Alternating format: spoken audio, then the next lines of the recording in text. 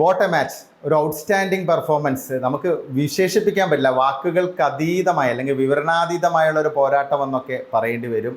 അത്രയ്ക്കും ആവേശം നിറഞ്ഞ, അടിമുടി ആവേശം നിറഞ്ഞ ഒരു രണ്ടാം ലെഗ് സെമി പോരാട്ടമാണ് നമ്മളിപ്പം കണ്ടിരിക്കുന്നത്. ഒടുവിൽ ബാഴ്സലോണയെ 7-6 അഗ്രിഗേറ്റ് സ്കോറിന് മറികടന്ന് ഇന്റർ മിലാൻ, സിമോണി ഇൻസാഗിയുടെ ഇന്റർ മിലാൻ ചാമ്പ്യൻസ് ലീഗിൻ്റെ ഫൈനലിൽ കടന്നിരിക്കുകയാണ്. ഒരു ഹാർഡ് ഏൺഡ് വിക്ടറി എന്നൊക്കെ പറയേണ്ടി വരും ഇന്റർ മിലാൻ്റെ ഈ ഒരു വിജയത്തെ. കാരണം ഒരുപാട് ലിമിറ്റേഷൻ ഉള്ള ഒരു സ്ക്വാഡിനെ വെച്ചുകൊണ്ടാണ് ഇന്റർ മിലാൻ ഈ ഒരു മാജിക്, ഇൻസാഗി ഈ ഒരു മാജിക് കാഴ്ചവെക്കുന്നത്. ബാഴ്സലോണ ഇത്രയും മികച്ച ഫോമിൽ കളിക്കുന്ന ഒരു ടീം, അത്രയ്ക്കും ബ്രില്യൻസ് ഉള്ള പ്ലെയേഴ്സ് ഉണ്ട് അവർക്ക്. പക്ഷേ എന്നിട്ട് പോലും ഇന്റർ മിലാനെ മറികടക്കാൻ സാധിച്ചില്ല. മൊത്തം 2 ലെഗുകളായിട്ട് 13 ഗോളുകളാണ് വരുന്നത്. ആദ്യ ലെഗിൽ ആവേശകരമായ പോരാട്ടത്തിൽ 6 ഗോൾ വന്നെങ്കിൽ രണ്ടാം ലെഗിൽ അത് 7 ഗോളായി മാറി എന്നുള്ളതാണ്. അതും ലീഡ് നില മാറി മറിയുന്ന അവസ്ഥ. ഫസ്റ്റ് ഹാഫിൽ 2 ഗോളുകൾക്ക് ഇന്റർ മിലാൻ ലീഡ് ചെയ്യുന്നു. ഇപ്പോൾ സ്വാഭാവികമായിട്ടും നമ്മൾ പ്രതീക്ഷിച്ചു സെക്കൻഡ് ഹാഫിൽ ബാഴ്സലോണ തിരിച്ചു വരും. പക്ഷേ അങ്ങനെയാണെങ്കിൽ അത്ര എളുപ്പമല്ല. ഇന്റർ മിലാൻ്റെ ഡിഫൻസൊക്കെ നമുക്കറിയാം. അപ്പോൾ ആ സാഹചര്യത്തെ മറികടന്നുകൊണ്ട് ഒരു ഗംഭീര തിരിച്ചുവരവ് സെക്കൻഡ് ഹാഫിൽ ബാഴ്സലോണ നടത്തുന്നു. അങ്ങനെ അവസാനം അവർ ലീഡ് നേടുന്നു. 2-0 പിന്നിൽ നിന്ന ടീം 3-2 ലീഡ് 87-ാം മിനിറ്റിൽ നേടുന്നു. പക്ഷെ അവസാന നിമിഷം ഒരു പാളിച്ച, ഡിഫെൻഡിങ്ങിൽ സംഭവിച്ചൊരു പാളിച്ച. കാരണം ഒരു 2-3 മിനിറ്റ് കൂടി നല്ല രീതിയിൽ ഡിഫെൻഡ് ചെയ്തിരുന്നെങ്കിൽ ബാഴ്സലോണയ്ക്ക് ചാമ്പ്യൻസ് ലീഗിൻ്റെ ഫൈനൽ ബെർത്ത് സ്വന്തമാക്കാൻ സാധിക്കുകയായിരുന്നു. ആ സമയത്തൊക്കെ ഫ്ലിക്ക് എന്തുകൊണ്ട് ഈ ഹൈലൈൻ ഡിഫൻസൊക്കെ വീണ്ടും തുടർന്നു എന്നുള്ളതൊരു സംശയമായിട്ട് നിൽക്കുകയാണ്. അവസാനം 93-ാം മിനിറ്റിൽ ഒരിക്കലും പ്രതീക്ഷിക്കാത്ത ഒരു സന്ദർഭത്തിൽ, അതും ഒരു സെൻറ്റർ ബാക്ക് ഇന്റർ മിലാന് വേണ്ടി 3ാമത്തെ ഗോൾ നേടുന്നു. അങ്ങനെ മത്സരം എക്സ്ട്രാ ടൈമിലേക്ക് നീട്ടുന്നു. അച്ചർബി ഒരു ഗംഭീര ഒരു ഫിനിഷ് തന്നെയാണ് നടത്തിയത്. ഒരു സ്ട്രൈക്കറെ അനുസ്മരിപ്പിക്കുന്ന രീതിയിലുള്ള ഒരു ഫിനിഷാണ് വെറ്ററൻ താരമായ 37-കാരനായ അച്ചർബി ചെയ്തത്. അതിനുശേഷം മത്സരം എക്സ്ട്രാ ടൈമിലേക്ക് വരുന്നു. അപ്പോൾ എക്സ്ട്രാ ടൈമിൻ്റെ തുടക്കത്തിൽ ബാഴ്സലോണ ഒന്ന് പതറി. കാരണം അവർ ഒരു വിജയം പ്രതീക്ഷിച്ചിരുന്നു. റഫീനിയുടെ ആ ഒരു ഗോൾ, 87-ാം മിനിറ്റിൽ റഫീനിയ നേടിയ ആ ഒരു ഗോൾ വന്നതോടുകൂടി അവർ വിചാരിച്ചു മത്സരം സീൽ ചെയ്തു എന്നുള്ളത്. അപ്പോൾ ആ ഒരു തളർച്ച അല്ലെങ്കിൽ ആ ഒരു പതർച്ച അവർക്ക് ഉണ്ടായിരുന്നു. പക്ഷേ പിന്നീട് അവർ തിരിച്ചു വരാൻ ശ്രമിച്ചു. പക്ഷേ അപ്പോഴേക്ക് ഒരു ഗോൾ കൂടി വഴങ്ങേണ്ടി വന്നു. അതും സബ്സ്റ്റിറ്റ്യൂട്ടായി വന്ന ഫ്രെറ്റേസി മത്സരത്തിൽ, അതായത് എക്സ്ട്രാ ടൈമിൻ്റെ 99-ാം മിനിറ്റിൽ ആ ഒരു ഗോൾ നേടുന്നു. അതായത് 9-ാം മിനിറ്റിൽ, എക്സ്ട്രാ ടൈമിൻ്റെ 9-ാം മിനിറ്റിൽ ആ ഒരു ഗോൾ സ്കോർ ചെയ്യുന്നു. അതൊരു ഗംഭീര ഫിനിഷ് തന്നെയായിരുന്നു, മികച്ചൊരു ഗോളായിരുന്നു. അതോടുകൂടി ബാഴ്സലോണ വീണ്ടും പ്രതിരോധത്തിലായി. പിന്നീട് ബാഴ്സലോണയുടെ ഭാഗത്തു നിന്ന് തുടരെ അറ്റാക്കുകൾ ഉണ്ടായിരുന്നു. നമ്മൾ സെക്കൻഡ് ഹാഫിൽ കണ്ടു ബാഴ്സലോണ നിരന്തരം അറ്റാക്ക് ചെയ്യുന്നതാണ് നമ്മൾ കണ്ടത്. അതുപോലെ തന്നെ ആ ഒരു ഗോൾ വന്നതിന് ശേഷം 4-3 എന്നുള്ള രീതിയിൽ പരാജയം അഭിമുഖീകരിക്കുന്ന അവസ്ഥ വന്നപ്പോൾ ബാഴ്സലോണ വീണ്ടും അറ്റാക്ക് ചെയ്യാൻ തുടങ്ങി. അവസാനമൊക്കെ ലെവൻഡോസ്കിക്ക് നല്ലൊരു ചാൻസ് ഉണ്ടായിരുന്നു, ഒരു ഹെഡർ അറ്റംപ്റ്റ് ഉണ്ടായിരുന്നു. പിന്നെ അതുകൂടാതെ ലെമിൻ യമാലിന് 1-2 നല്ല ചാൻസ് ഉണ്ടായിരുന്നു. ലെമിൻ യമാലിൻ്റെ ഒരു ഷോട്ട് ഗോളായെന്ന് ഉറപ്പിച്ചതാണ്. പക്ഷേ യാൻ സോമർ ഒരു ഫിംഗർ ടിപ്പ് സേവ് വഴി അതിനെ ഇല്ലാതാക്കി. യാൻ സോമറിൻ്റെ ഒരു പെർഫോമൻസ് അത് തന്നെയാണ് ഈ ഒരു മത്സരത്തിലെ ഏറ്റവും പ്രധാനപ്പെട്ട ഒരു എക്സ് ഫാക്ടർ എന്നൊക്കെ നമുക്ക് വിശേഷിപ്പിക്കാൻ പറ്റുക. 2 ലെഗുകളിലായിട്ട് 14 സേവുകളാണ് 36-കാരനായ വെറ്ററൻ ഗോൾ കീപ്പർ ഇന്റർ മിലാന് വേണ്ടി നടത്തിയിരിക്കുന്നത്. ഇന്റർ മിലാൻ്റെ വിജയശില്പി, കളിയിലെ മാൻ ഓഫ് ദി മാച്ചൊക്കെ യാൻ സോമർ തന്നെയാണ്. യാൻ സോമർ ഇല്ലായിരുന്നെങ്കിൽ ഒരുപക്ഷെ വളരെ അനായാസം ബാഴ്സലോണ ജയിക്കേണ്ട ഒരു മത്സരമായിരുന്നു. പിന്നെ ബാഴ്സലോണയുടെ ഭാഗത്ത് നിന്ന് നമ്മൾ ഈ ഒരു മത്സരത്തെക്കുറിച്ച് പറയുകയാണെങ്കിൽ ഇപ്പം ഡിഫെൻഡിങ്ങിൽ ഒരുപാട് പ്രശ്നങ്ങൾ ഉണ്ടായിരുന്നു. ഇപ്പോൾ 2 ഗോളുകൾ അറാഹോയുടെ ഒരു ശ്രദ്ധയില്ലായ്മ കൊണ്ടാണ് സംഭവിച്ചതെന്ന് നമുക്ക് പറയേണ്ടി വരും. അതുകൂടാതെ തന്നെ 2 പ്രധാനപ്പെട്ട ഫുൾ ബാക്കുകളുടെ അഭാവം ബാഴ്സലോണയെ ശരിക്കും ബാധിച്ചു. ബാൽദയുടെയും പിന്നെ അതുകൂടാതെ കൂണ്ടയുടെയും, ഇവർ 2 പേരും പരിക്കേറ്റ് പുറത്തു പോയത് ബാഴ്സലോണയുടെ ആ ഒരു ബാലൻസിന്, ടീമിൻ്റെ ഒരു ബാലൻസിനെ തന്നെ ശരിക്കും എഫക്റ്റ് ചെയ്തു എന്ന് പറയേണ്ടി വരും. പിന്നെ ഫസ്റ്റ് ഹാഫിൽ ഇന്റർ മിലാൻ നല്ല സ്മാർട്ട് പ്ലേ തന്നെയാണ് കാഴ്ചവെച്ചത്. കാരണം അവരുടെ ഹോം ഗ്രൗണ്ടിൽ തുടക്കം മുതൽ അറ്റാക്ക് ചെയ്യാനുള്ള ഒരു ശ്രമമാണ് നടത്തിയത്. കാരണം നമ്മൾ വിചാരിച്ചത് തുടക്കം മുതൽ അവരെങ്ങനെ കളിക്കും, ഒരു ഓവർ ഡിഫെൻസീവ് സ്റ്റൈലിലേക്ക് പോകുമോ, ഇൻസാഗിയുടെ ഒരു ശൈലി നമുക്കറിയാം. പക്ഷേ അത്യാവശ്യം നല്ല രീതിയിലുള്ള കൗണ്ടർ അറ്റാക്കുകളൊക്കെ നടത്തി ഒരു പോസിറ്റീവ് ഫുട്ബോളിൻ്റെ ശ്രമമാണ് ഫസ്റ്റ് ഹാഫിൽ ഇന്റർ മിലാൻ കാഴ്ചവെച്ചത്. അതിനുള്ള റിസൾട്ടായിരുന്നു 21-ാം മിനിറ്റിൽ ലൗട്ടാരോ നേടിയ ആദ്യത്തെ ഗോള്. അത് ഡംഫ്രീസിൻ്റെ അസിസ്റ്റിൽ നിന്നായിരുന്നു ലൗട്ടാരോയുടെ ആ ഒരു സ്കോർ, ലൗട്ടാരോ നേടിയ ഒരു ഗോള്.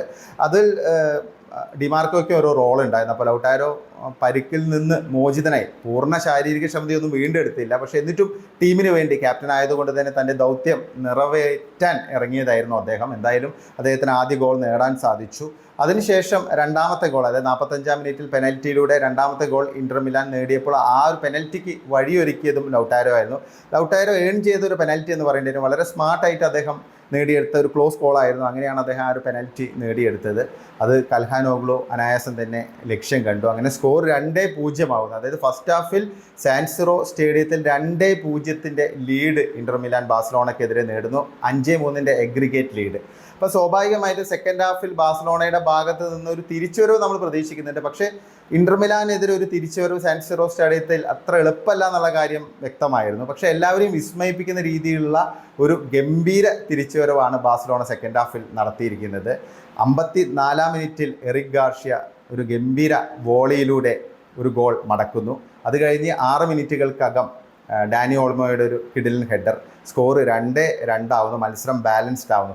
ആദ്യ ഗോൾ മടക്കിയപ്പോൾ തന്നെ സ്വാഭാവികമായിട്ടും ബാഴ്സലോണയ്ക്ക് ഒരു വലിയ പ്രതീക്ഷ വന്നിരുന്നു. കാരണം ഇന്റർ മിലാൻ്റെ സ്ക്വാഡ് സെക്കൻഡ് ഹാഫിൽ വളരെ ക്ഷീണിതരായി കാണപ്പെട്ടിരുന്നു. പ്രത്യേകിച്ച് പല ഏജ്ഡ് ആയുള്ള പ്ലേയേഴ്സും വളരെ എക്സോസ്റ്റഡ് ആയിട്ട് കാണപ്പെട്ടു.